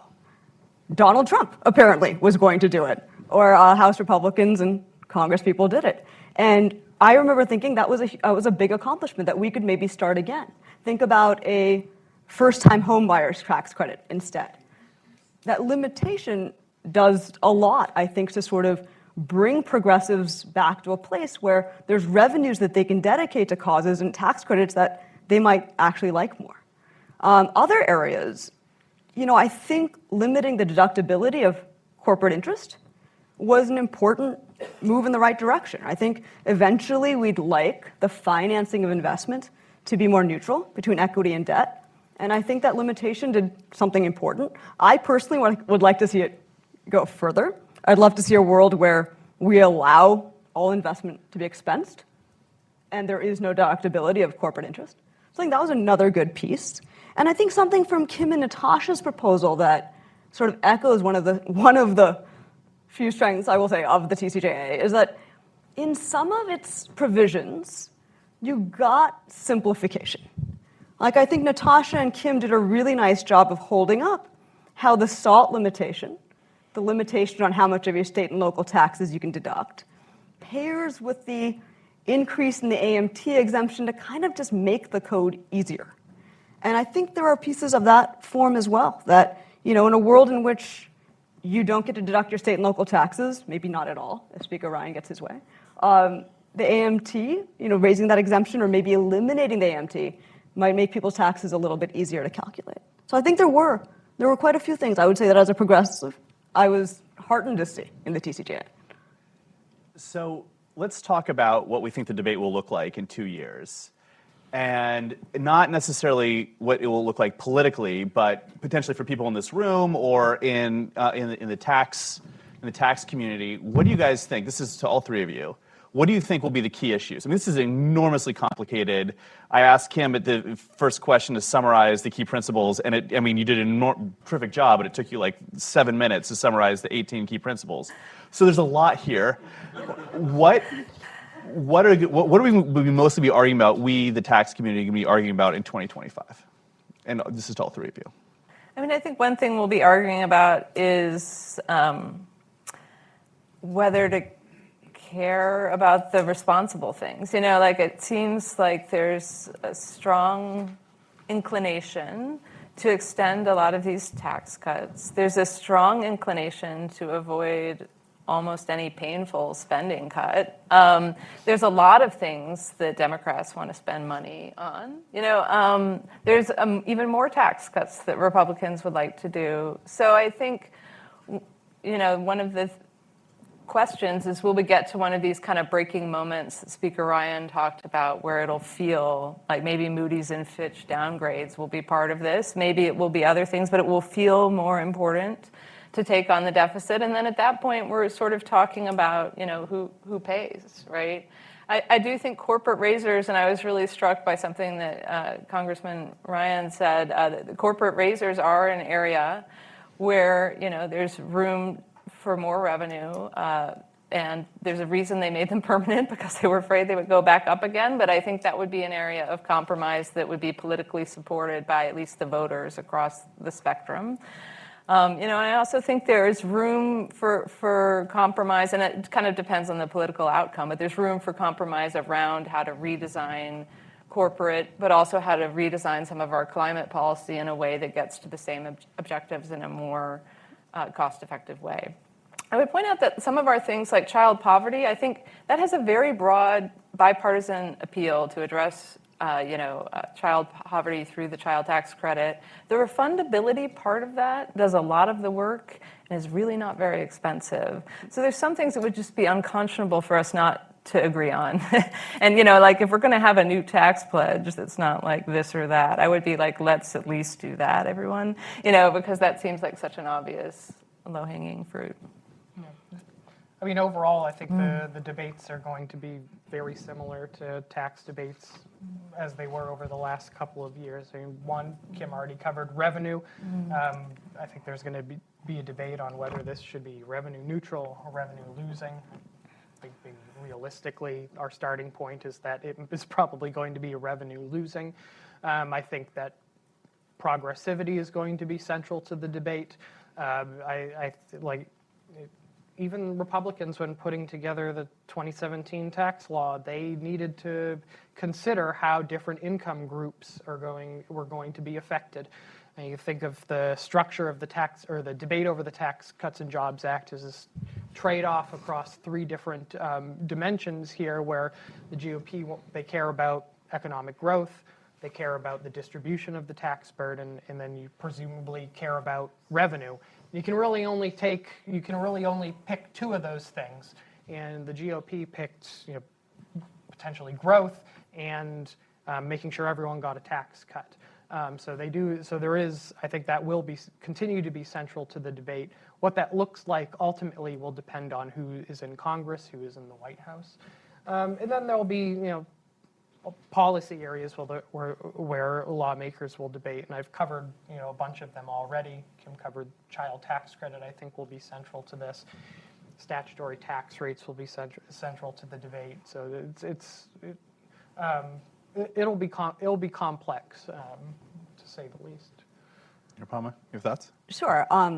I think there are things that there will be agreement on, right? I think bringing back full expensing to the research and experimentation credit will be uncontroversial. Like when I first started studying the R&D tax credit, I remember thinking that there's nothing sort of more wholesome and appealing to everyone than like apple pie, motherhood, and the R&D tax credit, right? It ranks right up there. So I think bringing that back, maybe even making that simplified credit the main credit, I think those are things there could be agreement on. I think among tax experts, there is wide agreement that the carried interest loophole should be closed, right? I don't think the reasoning behind that is revenue. We all know it's a small amount of revenue. It's that the optics are painful, right? That it's hard to keep justifying that loophole and that tax rate for that group of people, given where they are in the income distribution, when so many people pay higher marginal rates. So I think those two things are areas, getting rid of opportunity zone credits that seem pointless. Those kinds of things I think there's widespread agreement on. I think there could be an interesting debate among, as I like to think of them, tax experts, about something that's in Natasha and Kim's proposal, which is raising the capital gains rate. I think there's been a sort of consensus in Washington and in think tanks and places like that 30% was really the revenue maximizing rate. That while it might be sort of politically appealing for some people to suggest a higher rate, that there wasn't a lot of revenue to be had there. But I think when we start opening up the debate about, stepping up basis and maybe reducing lock-in and potentially new estimates coming out of, Owen Zadar has some interesting work. There's other estimates that suggest that the revenue maximizing rate could be north of 30%, could go up to 40%. I think that's another interesting debate that might be present in 2025. Interesting. So we're going to turn to your questions in a second. I'm going to ask a question as the moderator. It's a totally loaded question, and I'm fine with that. So Natasha mentioned at the outset, she talked about tax administration, and I think you cited 3% of GDP in uncollected taxes each year. It's my view that the discussion around uncollected taxes and tax administration has centered around progressivity, and it's centered around revenue, but it hasn't centered around efficiency, which is something that Kim mentioned.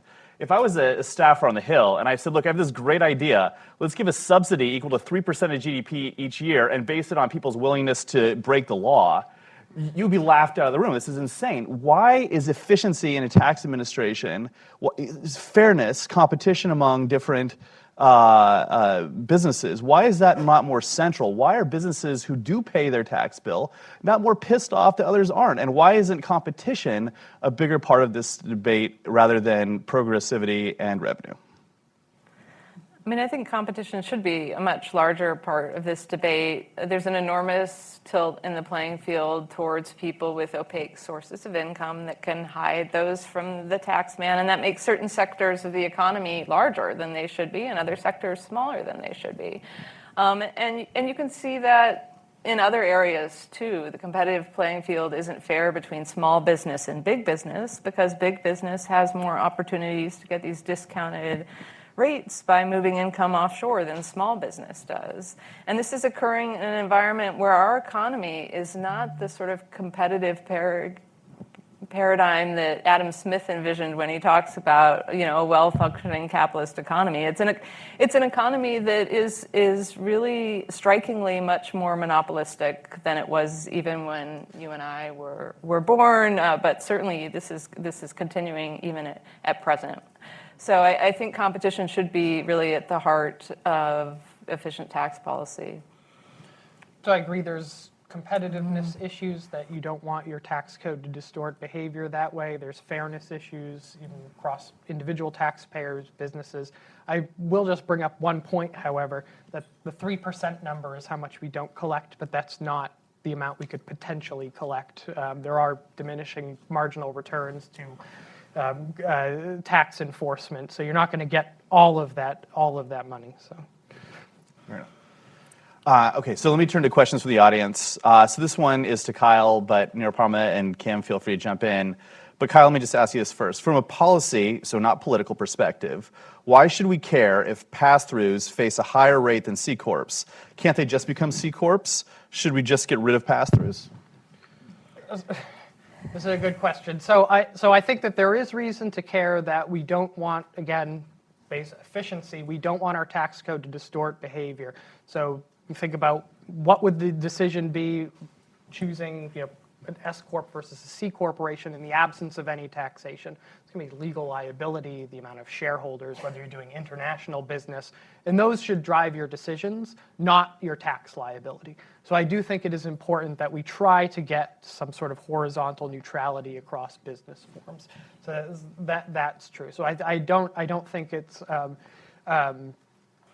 wise to just push that issue aside and not care about it. Now, in terms of what policies we should do, so kind of deviating from the question here. So Paul Ryan brought up a proposal that I had put forth. I actually proposed for large businesses, and I think, Jason, you had proposed this a couple years ago, that large businesses should all just be taxed the same as C corporations, that you really take away that sort of entity, the tax distortion for companies that are large. I don't think that it's possible under current law, really thinking about it, that you can get to neutrality given how complex business taxation is in the United States.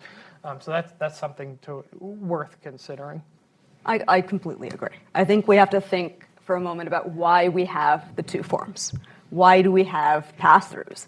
And I think at its heart, it was aimed at making tax compliance easy for the true small business owner, right? The guy who owns a small restaurant, the woman who owns a bakery. I think that was the idea behind pass-through entities. But the idea that there are very, very large firms that are pass-throughs and trying to cater to their organizational form decisions by distorting the tax code's marginal tax rates on corporations, I think is a bit silly. I think it might make a lot more sense to just group them together by income. Yeah, and indifferent to how you tax, right? So maybe we think that the pass-through business form is the ideal form of taxation of businesses. Okay, then choose that and have that be across the board rather than having these different tax liabilities by legal entity. Yeah, and I like the idea of sort of requiring all the large ones to file as C corps, because the corporate tax is a tool in part of regulatory behavior. If you want to encourage low-income housing, you do a low-income housing credit. It works through that system, right? So it's I think a compelling argument to sort of reduce these distortions across organizational form.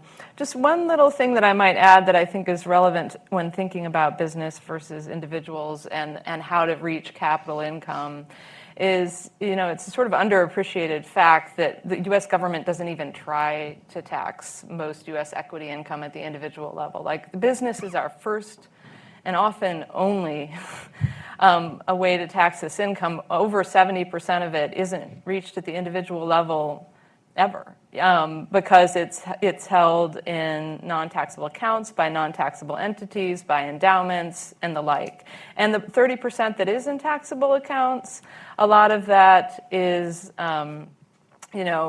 deferred indefinitely or benefits from step-up in basis of death under current law. So those are important things to keep in mind when thinking about how to reach, the greater than 30%, now closer to 40% of GDP that is capital income. I'll add one thing or disagree slightly with that. So I think just be cautious about lumping all non-taxable accounts together. There is a distinction in how traditional IRAs and Roth IRAs tax above normal returns or supernormal returns. I wouldn't call those non-taxable. They are actually collecting revenue from owners of capital. And given that if supernormal returns are 70 to 90% of capital income, then there is some taxation there. So I would adjust that number down. I'm not entirely sure what the shares are, but there is a distinction that we should make. So this next question, it's a little vague, but I think it's good that it's vague. And so you can interpret it any way you like. So what would the U.S. need to do to align with its peers on tax policy? One really obvious thing that I think Rich Rubin has pinned on his Twitter page, I hate to call him out, but he says it's my lot in life to remind people that the U.S. is a low-tax country. So I guess one question we might ask ourselves is, do we want to be like that low a government country? And if the answer is no, then that does imply that the first thing to do is raise more revenue. Unless we want to be a country with less than 20% GDP government spending, and that would be an extremely difficult thing to do. So I think raising more revenue is the first step towards being more like others. I've already mentioned what we can do in the corporate and the climate spheres to better align with what other countries are doing. I think as much as I think it's possible that the person who asked that question is trying to get us to talk about that, I just don't know that that is even within the most expanded Overton window I can imagine. So I think maybe our time up here is better spent on the things we can see from here. I'd place it very close to the carbon tax, so in the Overton window. So who knows? I think we got Paul Ryan to say that he wanted a carbon tax. Do you think he wants a VAT? Yes, of course. I think Paul Ryan in particular is a big fan of consumption taxes. I mean, the House GOP blueprint was a stealth value-added tax. It was basically an X tax, which is a the destination-based cash flow tax is a VAT plus a massive wage subsidy, right? Like, it's not identical to a VAT. Adds a wage tax on the individual income tax. Now it deviates a little because it's taxing capital gains and dividends, but it's an X tax plus a little extra on capital income.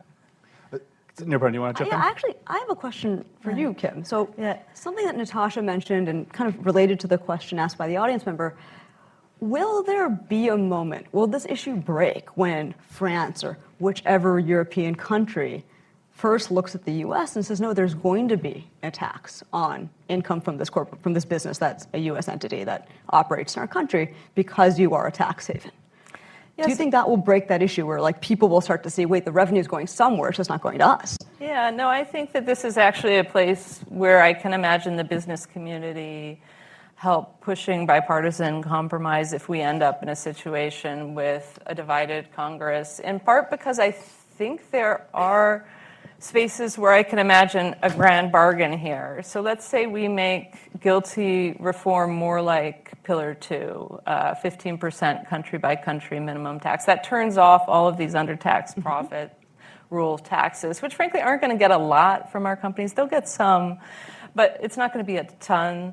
But it would sort of then subject our firms to a more uniform regime. There are a lot of things that companies want right now, including R&E expensing, but also their regular expensing, there are changes to other rules, there's changes to the GILTI and the FDII rate, and then there's this CAMT, this new corporate alternative minimum tax.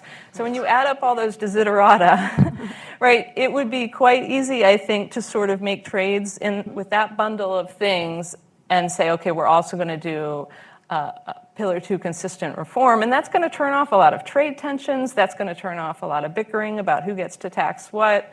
That's going to create more certainty going forward for the business community. So I can kind of imagine, an outcome that looks sort of like that, even with Republicans, but it would be led in part by the business community bringing it to their attention that that's something that they wanted. And I think in a way they've been hoisted by their own petard in the sense that they fought so hard against this Pillar 2 compliant thing that they then got the CAMT, and now they're facing 5 minimum taxes, the GILTI, the BEAT, the UTPR, the CAMT, it's a lot, right? So I think simplification would also argue for them coming to the table on this one.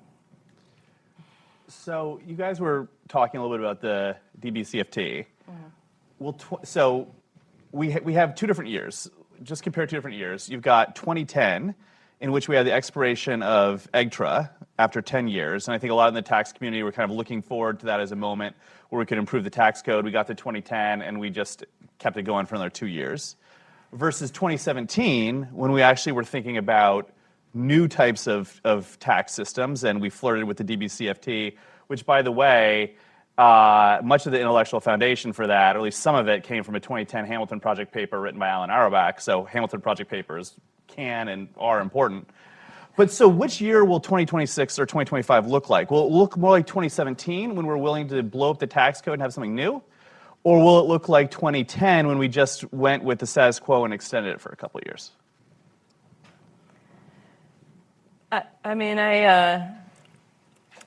I hope it's not status quo with extension for a couple of years. I don't know that blowing it up, so I would distinguish the DBCFT with what actually happened, the Tax Cuts and Jobs Act. The DBCFT is a very nice intellectual idea, again, coming out of this, but I think most tax experts thought it wasn't ready for prime time and quick legislation at the time. A lot of people didn't even understand it.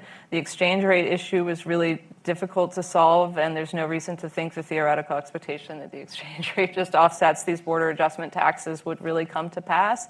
And that meant that a lot of the business community even took out ads against it, suggesting that they were concerned about how it would affect their import-intensive businesses. So, I do think there's a intellectual world where something like that makes sense, but I think it would take many more years of ground laying. So what we focus on in our proposal was really things that we could imagine legislating in a year because somebody already has something sort of like that in a desk drawer somewhere at Senate Finance or at House Ways and Means. And so it wouldn't take figuring out whether exchange rates adjust to an entirely new regime. It wouldn't take designing something from scratch. It would be more ready. I'd be careful about the criticisms of the DBCFT that way because you could levy those against your border-adjusted carbon tax as well. But I pessimistically think that this might look a lot more like 2010 than it looks like 2017. But I think that, at least in the think tank world, we will be putting forth papers in which we continue to argue that reform is not finished, tax code is not perfect, needs improvement in all sorts of ways. I mean, I wouldn't bet against Congress kicking the can down the road, so, yeah. It's sad about Congress. That's your quote of the day. So a lot of this is about prioritization, in my view. I mean, we're sort of picking and choosing what's most important. If we don't get just a pure extension, what's your number one extension, expiration, new thing?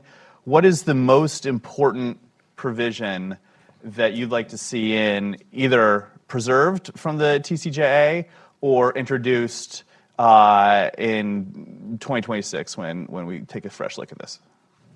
All three of us? All three, yeah. Well, I know what mine is. It's not a TCJA provision. I think it's most of us in this room would agree that I think a CTC that's broad and refundable is just a priority as a country that tries to care about its children. I think reducing the poverty rate by 30%, the child poverty rate by 30% was one of the big accomplishments of the last 10 years of policy. And I would like to believe we live in a country that wouldn't stand for that disappearing. I think that lawmakers, if they need to choose, should focus on the business tax reforms of the TCJA. I think the individual reforms, while they did make improvements here and there, in total, they reduce revenue significantly. And given the current budget deficit, we should probably focus on things that probably have some pretty high returns in terms of efficiency for low cost. That'd be bonus depreciation, limitations on interest expense, reversing amortization of R&D. And I mean, it's also realistic that those things actually happen. They're currently being debated in Congress, although who knows if anything's going to happen until 2025. I have such a hard time picking one. But I was struck by Peter Orszag's comment about tail risks and climate. So I'm going to pick two. I think that 2025 is a really important moment to work with other countries on these global collective action problems in both tax competition and climate. But obviously, child tax credit's so cheap to do the kinds of things that she wants that, that if you want an inexpensive thing that's really great and easy, of course, that's really useful too. So in your paper, I think that you guys have a TPC distributional estimate that shows fairly regressive. So the corporate tax is left out of this particular estimate, but it's fairly regressive. And if I'm remembering correctly, from the 95th to 99th percentile, you get like 3% increase in after-tax income, and then around 0.5% for the lowest quintile. I think I'm characterizing that right. What is the right target for a distributional impact for the extension of this? What should that table look like if you got to choose? Yeah, I think given the recent trends in income inequality, it should look like roughly the opposite of what that looks like. I think we should be raising revenue disproportionately from those at the top. I don't think we can exempt everybody who's not in the very tiny top from a tax increase, but we should ask less as you go down the income distribution. It's a very hard thing to just answer with I think the Gini coefficient should be exactly point blah, blah, blah. But it's clear from the polarization of our country that there's just an awful lot of people who feel left behind economically. And I think tax policy is a great way to try to push in the other direction. I think the answer is whatever can pass Congress. I think that if Democrats are in control, there's going to be more weight placed on distributional tables. If Republicans are in control, there's still some weight placed on distributional tables. They don't want to be accused of drastically raising taxes on the middle class, but it's still going to matter. So I think you're right that there's no one answer here. It's going to depend on politics. One point I'll add, too, is that there's a lot of talk of increasing progressivity and addressing income equality. Just want to state that tax code already is quite progressive. So I think it's always just a matter of how progressive we want it to be. Do we want it to be more progressive than it currently is, or less so? I mean, when I think about the distributional impacts of the tax code, I think 100% agree with Kim's view that we should ask less as we go further down the income distribution. But I actually want to touch on a point that Natasha made. I think, whether we cut the taxes of people who feel left out economically by 2.5% or something, I don't think it's going to meaningfully move how they feel about their lives. But if I were to think of something that the tax code could do for them, going back to what Natasha said, I actually think an IRS that functions better, that feels like government is actually something that you utilize, that someone picks up the phone and you have a question about how your deductions have changed, that to me would actually be a better version of the world, and one that might be more meaningful to people who feel left out than an extra $80 in their pockets or whatever. So I'm just going to read this. Thank you. I'm going to read this question as written. And Kyle, maybe you could take this one first. Conservatives hold as a matter of faith that business taxation would turbocharge the economy. Is there any solid empirical evidence to support this claim? So I think the answer is yes, but I'll caveat by saying that the GOP tends to overstate Its effects, still today, lawmakers are arguing that the Tax Cuts and Jobs Act in 2017 paid for itself or increased revenue. Probably there was growth that offset some, but the types of claims are implausible.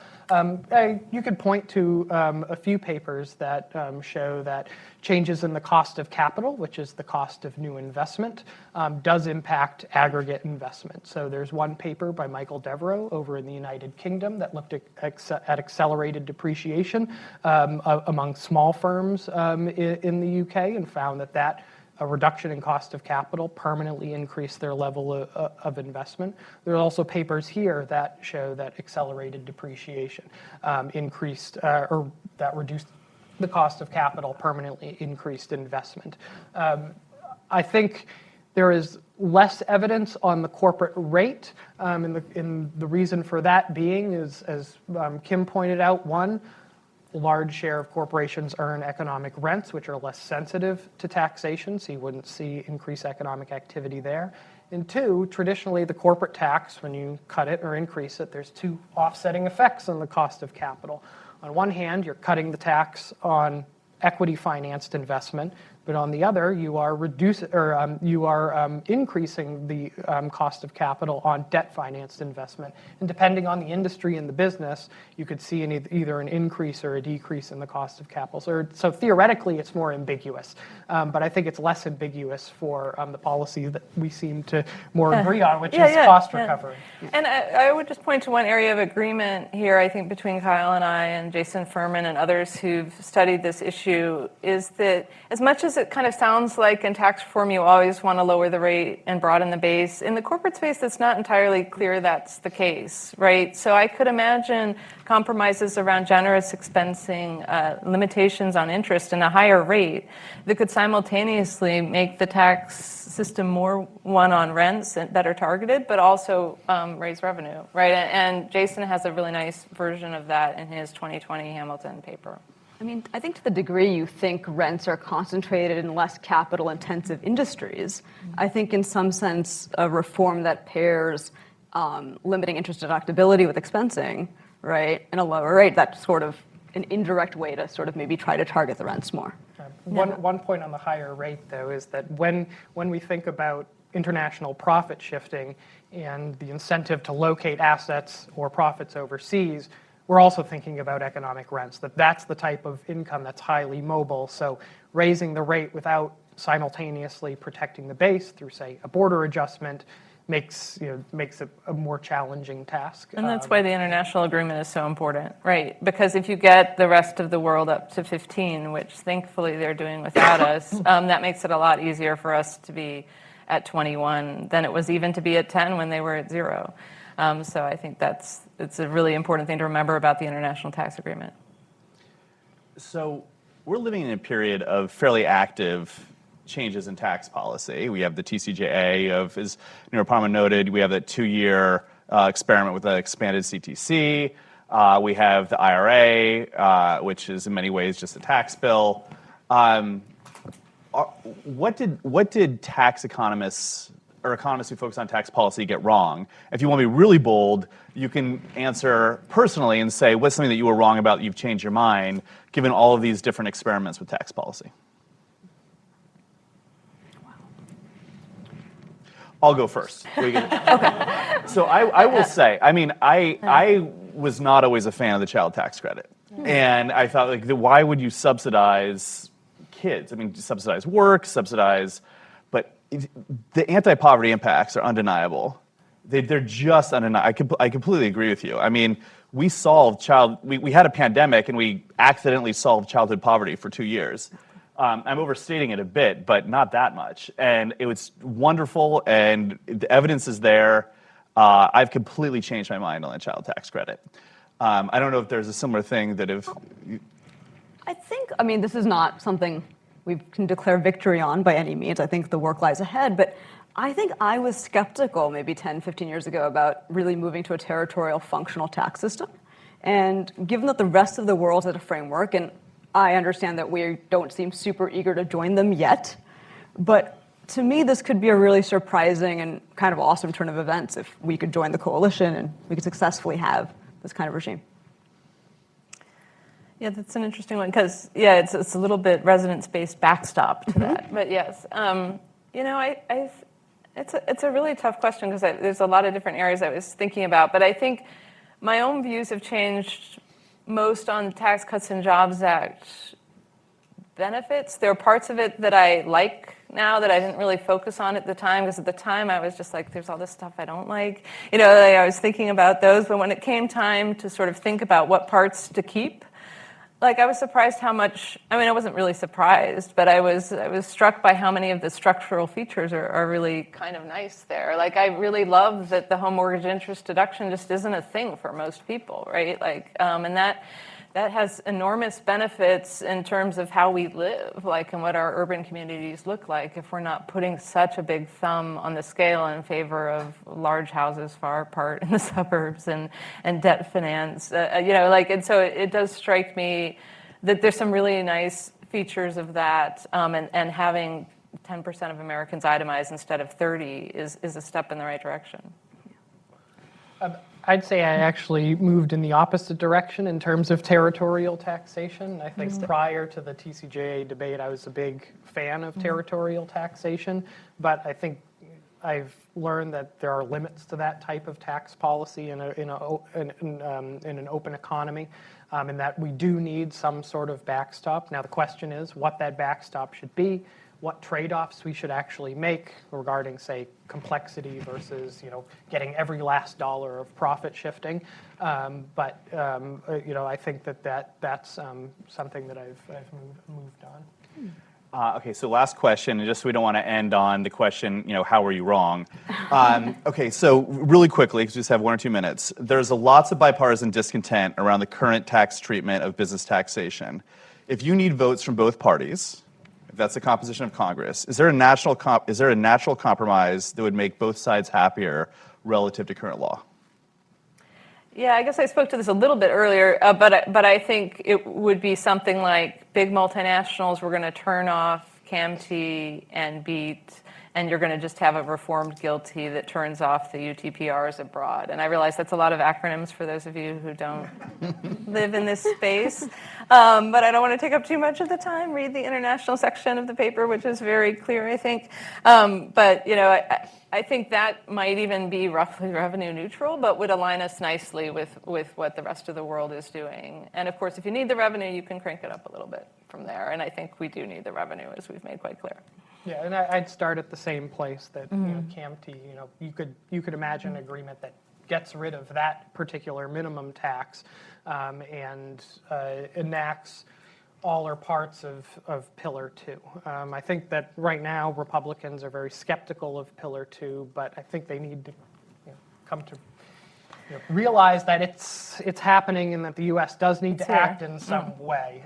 And what that looks like, not sure. There's another piece, too, that kind of pushes in that direction, is that taxes on foreign profits of multinational corporations are already scheduled to go up and become harsher for businesses. So that's another thing that could bring both sides together.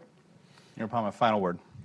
I mean, I agree with both of them. I think if you make a piece of the tax code ugly enough, messy enough, complicated enough, you could have the votes to bring it back into shape. All right, please join me in thanking this great panel. Thank you, everyone.